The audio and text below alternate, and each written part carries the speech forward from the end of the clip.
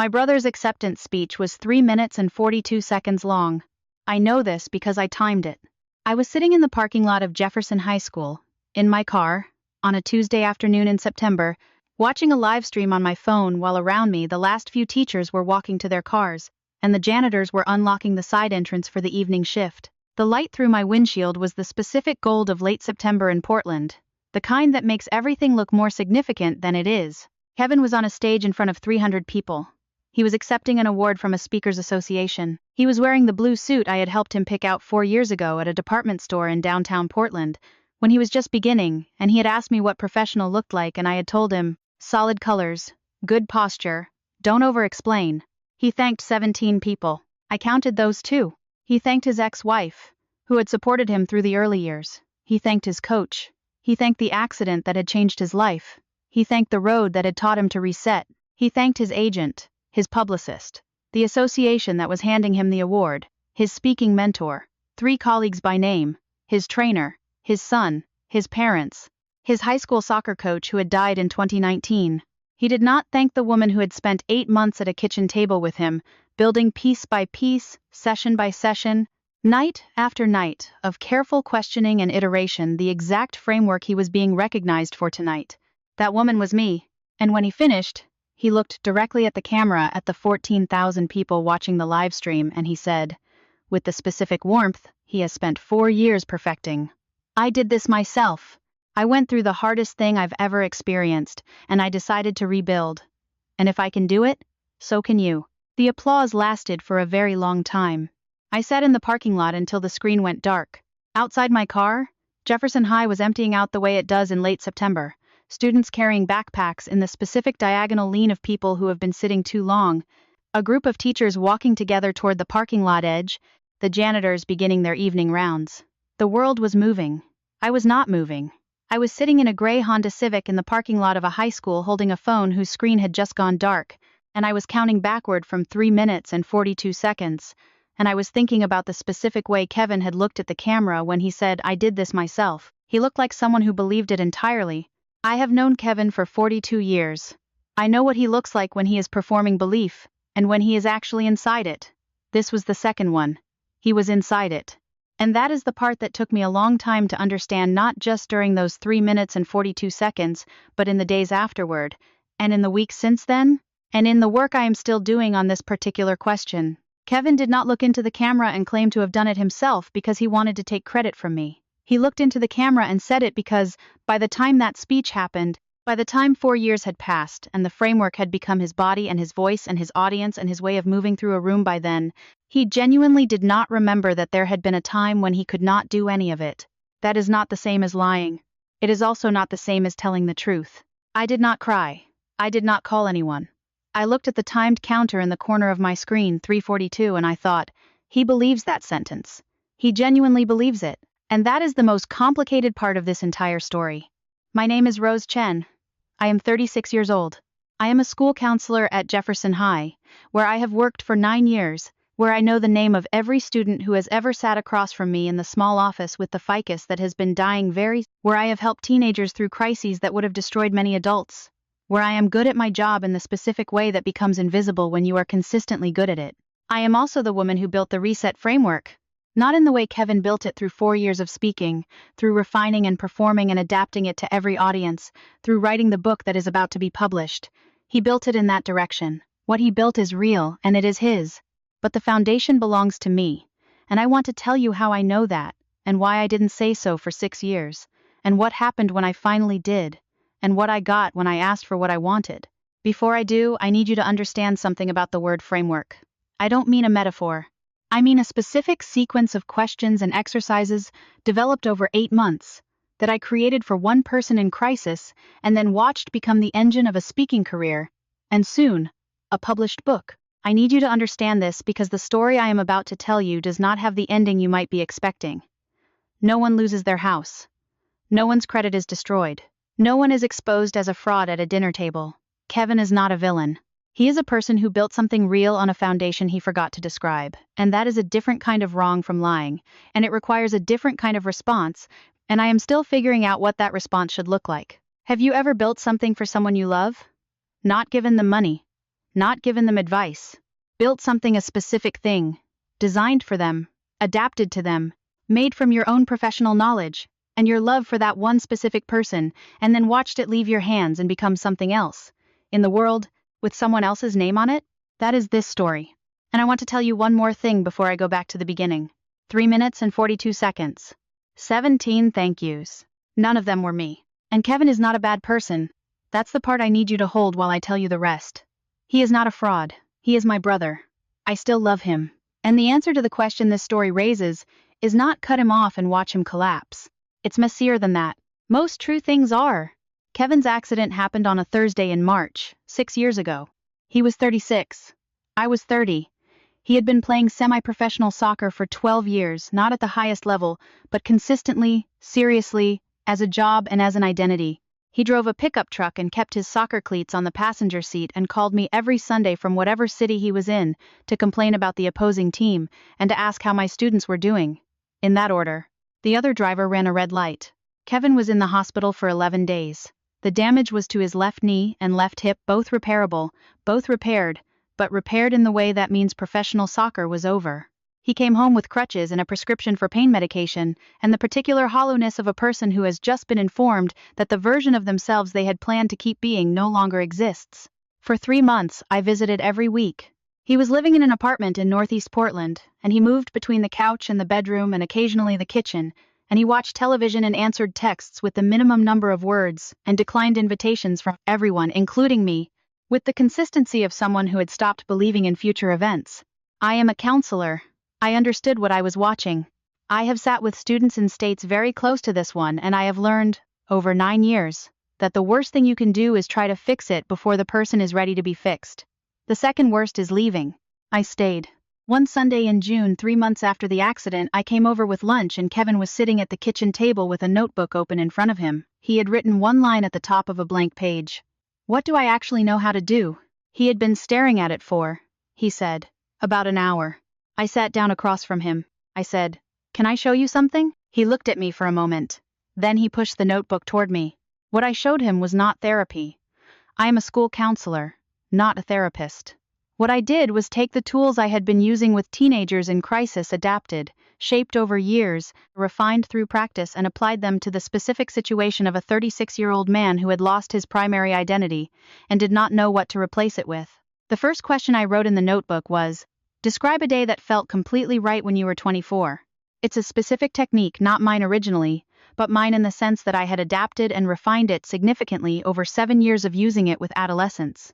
The idea is that identity is not future-facing in crisis, it's past-facing first. You have to locate a version of yourself that felt coherent before you can build toward a new one.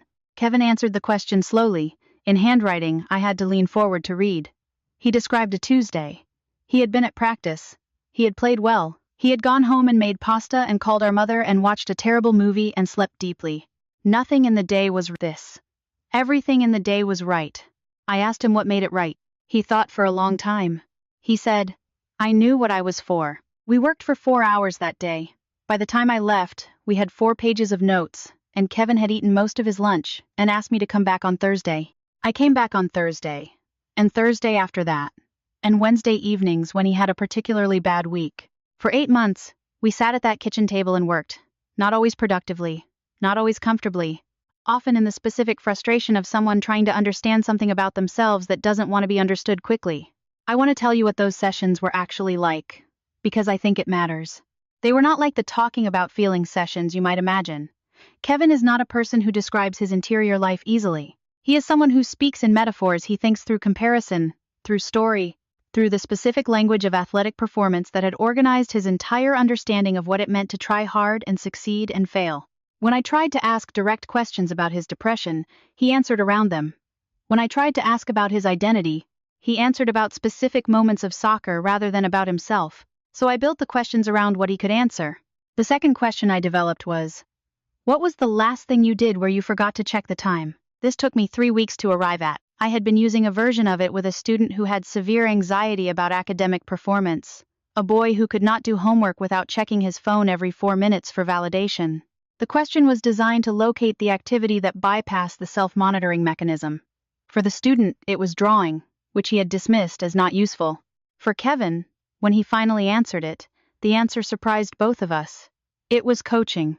He had assisted with a youth soccer camp 2 summers ago, and he had spent 4 hours teaching 8-year-olds to dribble, and he had not once thought about his own performance or identity because the children required his full attention, and that requirement was a relief. We spent 3 sessions on what that meant.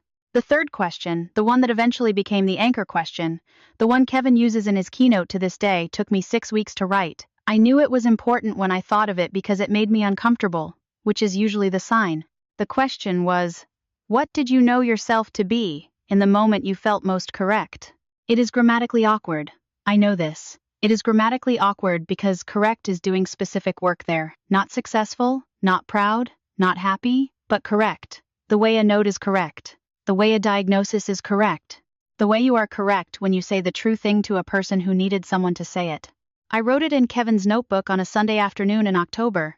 I had been sitting with him for 90 minutes, and he had been stuck on a memory of losing a game that had meant a lot to him, and I could not find a way to move him past the losing without dismissing the importance of the loss, which I would not do.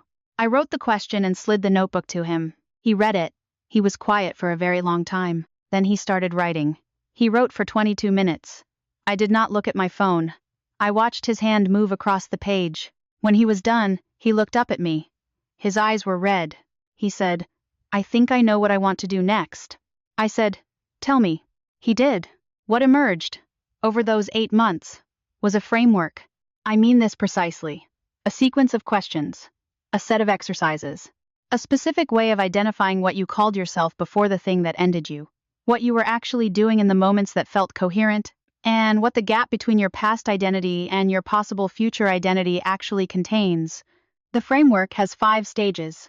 I developed stages 2, 3, and 4 specifically during our sessions. Stage 1 existed before Kevin. Stage 5 emerged in our final month, when Kevin described it himself and I wrote it down and said, "That's the 5th stage." He said, "What are we calling it?" I said, "What do you want to call it?" He said, "Reset." We were drinking terrible instant coffee in his kitchen at 9 p.m. on a Tuesday in February. The framework had a name. Kevin had been going to the gym for 3 months. He had started taking walks without me suggesting it. He was sleeping. He had called our mother and not hung up after 4 minutes. 3 months after that, he gave his first talk at a community center near his apartment. He stood in front of 40 people and described clearly, warmly, specifically the process of rebuilding yourself after a loss that ends who you were. He was very good at it. I sat in the 3rd row and listened to him describe things I recognized. Questions I had written in a notebook. Exercises we had developed together over coffee at his kitchen table. The anchor question, delivered in his voice, to 40 people who were leaning forward. I did not stand up and say anything.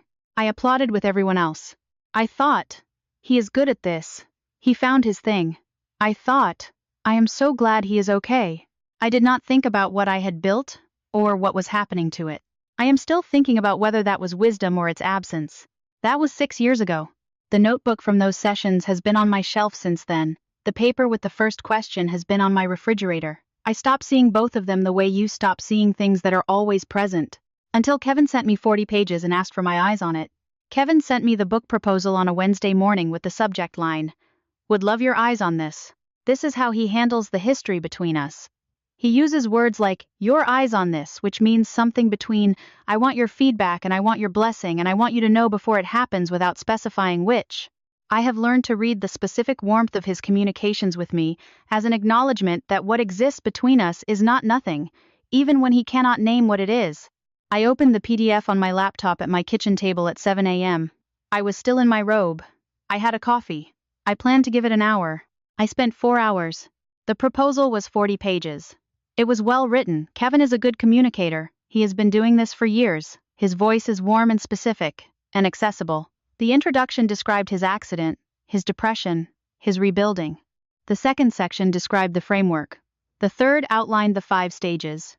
The fourth discussed the research behind the approach. The 5th was a sample chapter. I read the second section twice. Then I opened the notebook. I keep on the second shelf of the bookcase near my kitchen, a blue notebook, the specific shade of blue I always buy, the brand I have used since graduate school. I had transferred the original notes from Kevin's kitchen into this notebook 4 years ago when I was reorganizing. I had not read it in 3 years. I compared. The framework in the proposal was not identical to what was in my notebook. Of course, it wasn't. Kevin had been using it for 4 years, adapting it to different audiences, refining it through practice. Some of the language was different. Some of the exercises had evolved. Stage 4 had been expanded significantly. But the architecture was mine. The sequence was mine. The questions that formed the spine of stages 2, 3, and 4 were mine. The specific question that appeared in the proposal as the anchor question, what did you know yourself to be in the moment you were most correct? I had written that question in Kevin's kitchen on a Sunday afternoon in October, and I had written it specifically because I needed a way to get Kevin past the part where he couldn't stop describing the accident, and the question worked immediately, and he had never looked back. I sat at my kitchen table for a long time after I closed the notebook. I looked at the tack on my refrigerator door, where a piece of paper had been pinned for 3 years. I had put it there so long ago that I stopped seeing it the way you stop seeing things that are always present. It was a single sheet of lined paper, handwritten in the slightly too neat writing I use when I'm trying to think slowly. At the top, what does a good day look like when you are 24? The first question. The first session. The beginning of everything. It was by Terp 3 inches Kevin's book proposal. He called it the Anchor Day exercise. He described it as something he had developed through his journey. I read that sentence several times. I did not pick up my phone. I did not call Kevin. I did not call anyone. I put on actual clothes. I went to work. On the first day, I went through my student caseload and my session notes, and did not think about the proposal, except that I thought about it constantly in the background, the way a low-level sound occupies a room without being the room's main sound. I kept finding things. Once I had recognized the framework in the proposal, I recognized it everywhere in Kevin's LinkedIn posts that described the anchor question as something he had arrived at through months of searching. In an interview he had given to a resilience podcast, where he described the framework as born from my lowest point. Both descriptions were true, in a specific sense. Both omitted the person who had constructed the questions he searched through. On the second day, I found myself telling a student something Kevin says on stage, a phrase I had heard him use at the community center event I attended 2 years ago, which he had adapted from something I had written in his notebook, which he had repackaged in language cleaner than my original, and I stopped mid-sentence, and the student looked at me and I said, "Sorry, I lost my train of thought," which was not entirely untrue. The student was a 15-year-old girl dealing with anxiety about her parents' separation. She was one of my better sessions. We had been working together for 2 months, and she had just started trusting the process, which is the thing that changes how sessions work. The phrase I had used, mine, then Kevin's, then mine again in this room, had worked. She had repeated it back to me, tentatively, to see if she was understanding it correctly. I thought, this is what makes the question complicated. The framework works. Kevin has deployed it, refined it, and put it in the hands of thousands of people who use it to rebuild themselves. The questions I wrote at a kitchen table are helping people in ways I cannot trace and never will. That is not nothing. But none of those people know where it came from. None of them know my name. On the third day, I was with a student named Marcus. Marcus is 17. He has been having a hard year. Family instability, academic pressure, the specific type of social anxiety that doesn't look like anxiety from the outside because it presents as indifference. He had been in my office 3 times in the past month. This session, we were working on identity specifically, the question of who he was before the year started going wrong. I pulled out a worksheet I have been using for 4 years. At the top, it says, think about a day from 2 years ago that felt completely normal. Describe it in as much detail as you can. Marcus looked at it for a long time. Then he picked up the pen and started writing. I watched him write. I thought, this works. It has always worked. For Kevin, for my students, for the dozens of people Kevin has taught it to, for the 300 people who use the method in their own lives. It works because it is the right question. It was my question. I watched Marcus write for 11 minutes without stopping. After the session, I sat in my office for 15 minutes. I went down the hall to find Diana. Diana has the office at the end of the corridor with the window that faces the soccer field. She was eating a sandwich at her desk when I knocked. She has been my closest colleague for 6 years, which means she knows approximately half of what is important to know about me, which is more than anyone else. I sat in her visitor's chair. I said, I need to tell you something. She put down the sandwich. I told her about Kevin, about the accident, the 8 months, the framework, the speaking career, the proposal. I told her about the Anchor Day exercise. I showed her the photograph I had taken of the page in my notebook, and then the screenshot of the parallel page in Kevin's proposal. She read both carefully. Diana reads carefully. In general, she is the kind of person who does not look up from something until she has finished reading it, which is a quality I have always found trustworthy. When I finished, Diana was quiet for a moment. Then she said, "What did he say when you talked to him about it?" "He haven't yet." She looked at me. "How long has it been since you read the proposal?" 3 days. Rose, not a judgment, just my name, with a specific weight. "I know," I said. She said, "Can I ask you something?" I said yes. She said, "When you were building it with him, did you want credit?" At the time? I sat with that for a moment. The honest answer was more complicated than yes or no. I wanted him to be okay, I said. That was the main thing. I wanted him to be okay. And then when he started getting okay and then better than okay, I wanted to be proud of him, which I was. I paused. I didn't think about the rest of it. And now? Now someone sent me 40 pages with my work in it and my name not in it and asked for my eyes on it like I'm a proofreader. Diana picked up her sandwich. She chewed for a moment, looking out the window at the soccer field. 2 kids were out there doing something with a ball that was not exactly soccer, just 2 people kicking something around, which is a different activity. She said, "Do you think he knows?" I said, "I think he knows I was there. I don't think he's thought carefully about what there means." Is there a difference between knowing and thinking carefully about what it means? I looked at her. This was the question I had been trying not to form. "Yes," I said. "I think there is." She said, "Then you need to have the conversation where he has to think carefully about what it means." That's what I'm afraid of. Because you might not like what he says? Because I might not get what I want. And then I have to decide what to do with that. Diana put down the sandwich again. She looked at me directly, the way she does when she is about to say the thing she has been building toward. "Rose," she said, "what do you want? Not what do you think you deserve? Not what are you owed? What do you want?" I sat with that for a long time. I said, "I want him to know where it came from. I want him to be able to say it out loud, to himself and to whoever asks. I want him to stop describing the anchor question as something he arrived at alone, because he didn't. And if he can do that, then I think I can live with 4 pages." She nodded. She picked up the sandwich. "You need to tell him that," she said. "Exactly that. Not the angry version. This version." I said, "I know." She said, "Tonight?" I said, "Tonight." She looked back out the window. The 2 kids had picked up the ball and were walking away from the field, talking, whatever game they had invented now apparently over. "What's the framework actually called?" she said. "The Reset Framework." She thought about this. "That's a good name. Kevin named it," I said. "I told him to pick." She smiled at that. Just briefly. Then she went back to her sandwich and I went back to my office, and at 5:30 I drove home and stood in my kitchen for 10 minutes looking at a piece of paper on my refrigerator before I called my brother. That evening, I stood in my kitchen for 10 minutes before I called. I looked at the piece of paper on the refrigerator. What does a good day look like when you are 24? I thought, this is the beginning. This is where it started. This piece of paper was here before Kevin's speaking career, before the award, before the book, before all of it. I called Kevin. He answered on the second ring, with the specific warmth he uses with me, not the stage warmth, the real one, the warmth of someone who is glad to hear the specific person calling. "Rose.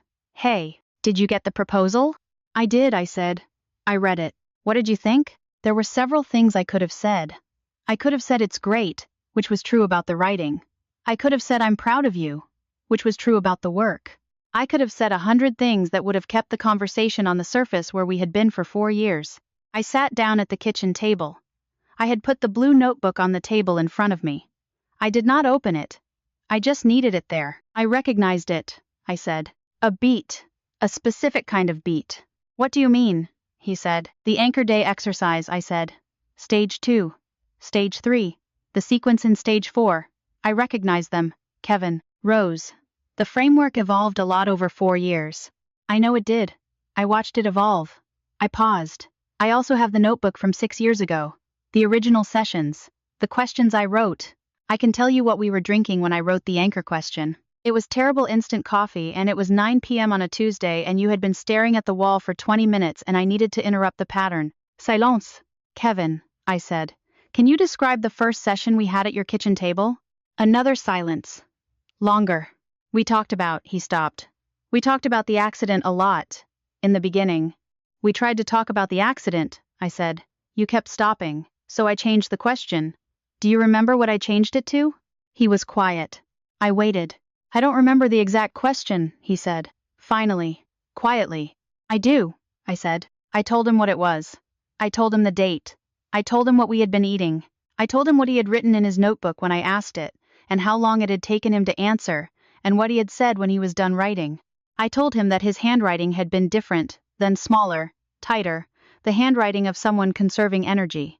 I told him about the Tuesday in October when I wrote the anchor question, and he wrote for 22 minutes and looked up at me with red eyes and said, "I think I know what I want to do next." I told him that I had not looked at my phone once during those 22 minutes.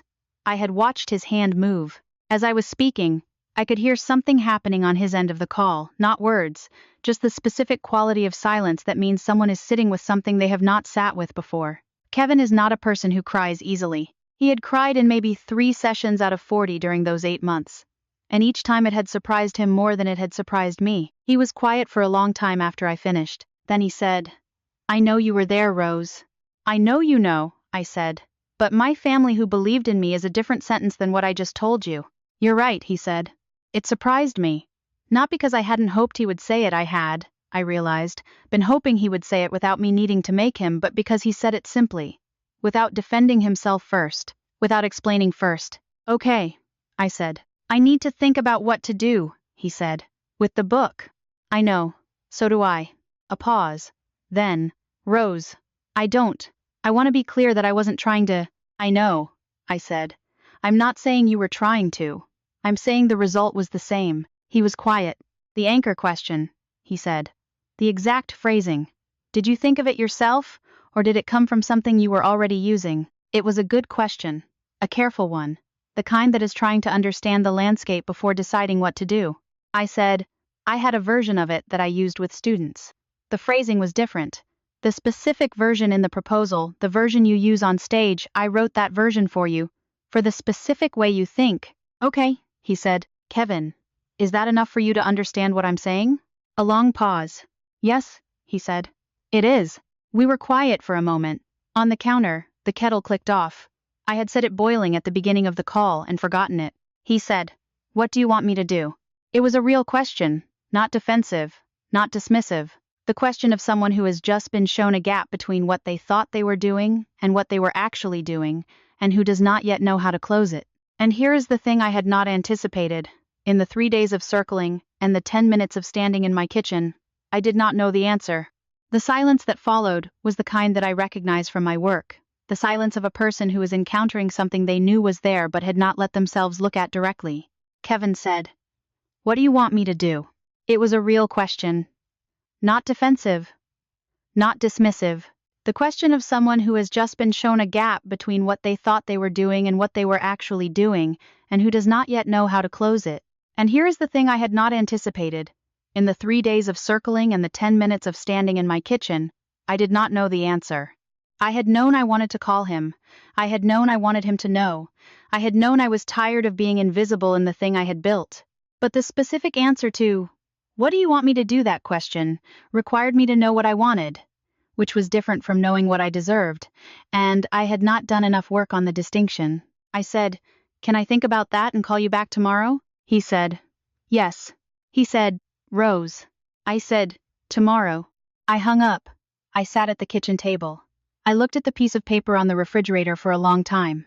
Then I took it down, carefully, and put it on the table in front of me. "What does a good day look like when you are 24? I answered it. Not for a session. Not for a student. Not for Kevin. For myself. I wrote in the margins of the page, around the printed question, in the way I have always written when I'm trying to understand something. At 24, a good day looked like this. I had helped a student through something difficult, and I felt, in the specific way of knowing your work mattered, that I was in the right place. I went home. I made food. I called Kevin and he complained about the opposing team and asked how my students were. I slept. I read what I had written. I thought, I do not want Kevin to fail. I do not want the book to fail. I do not want the framework to stop helping people, which it does, genuinely. I want something else. I called Kevin the next morning. I said, "I want a chapter." He was quiet. "Not in the acknowledgements," I said. "A chapter. About where the framework actually came from, not the accident where the framework came from. Who built the early structure? What the first session looked like. What the first question was." He said, That complicates the narrative. I know, I said. I'm asking anyway. Another silence. Longer than any of the others. Then Kevin said, "Let me think about it," I said. "Okay." 3 days later, he sent me a draft. It was not a chapter. It was a section about 4 pages in the chapter about the early days of the framework's development. It described the accident, the depression, the beginning of the recovery. It said, "My sister Rose, a school counselor, sat with me through 8 months of sessions, in which she helped me build the early structure of what became the Reset framework. Many of the questions and exercises in this book have their roots in those sessions." Then it continued with Kevin's voice. Kevin's journey, Kevin's evolution of the material. 4 pages. Her name, twice. An accurate description of what had happened, compressed into 4 pages of a larger chapter. I read it 3 times. I thought, this is less than I asked for. I thought, this is more than nothing. I thought, what do I do with the space between those 2 things? I sat with that question for a long time. What I understood, by the end of sitting with it, was this. The full chapter I had asked for, the one that would give the kitchen table sessions their own space, their own weight, their own place in the record. Kevin could not write it, not because he was unwilling, but because he was writing from the position of someone who had experienced the recovery, not someone who had facilitated it. The chapter I wanted would require him to tell a story that was not his story to tell with full authority. The 4 pages were what he could give me while still writing his own book. They were not enough. They were also real. I called Kevin. I said, "I'll accept this." He was quiet for a moment. Then, "Rose, I know," I said. "I know." We talked for another 20 minutes about other things, his son, my students, the weather in Portland, a restaurant we had both been to years ago and that had closed. We talked like siblings, because that is what we are. When I hung up, I was still sitting at the kitchen table. The blue notebook was open in front of me. I had read the first session notes again that morning, the first time in years. Kevin's handwriting on pages I had let him keep, my handwriting in the margins. It was both of ours. That was the true thing. It was both of ours in a way that could not be cleanly divided, and Kevin's 4 pages acknowledged that. Not with the fullness I had wanted, but with the honesty I had finally asked for. Here is what happened after. Kevin's book was published in the spring. The section about our sessions is on pages 47 through 50. My name appears twice. The description of what happened in that kitchen is accurate and compressed, and 4 pages long in a 240-page book. 3,000 reviews. A bestseller list. A second round of speaking engagements. The framework, which I built in an apartment kitchen 6 years ago, is now in the hands of thousands of people. I have read the reviews sometimes. The ones that talk about the framework specifically. The ones that say it changed something. I do not feel triumphant when I read them. I feel something more complicated, a mixture of pride and grief, and the specific satisfaction of knowing that a thing you made works in the world, even when the world doesn't know your name. Kevin is not Austin from the other story. Kevin did not steal money or lie to anyone who trusted him financially, or destroy anyone's credit while pretending to be successful. Kevin did something that I think happens more than we name. He built something genuine on a foundation he eventually forgot to describe. Not from malice.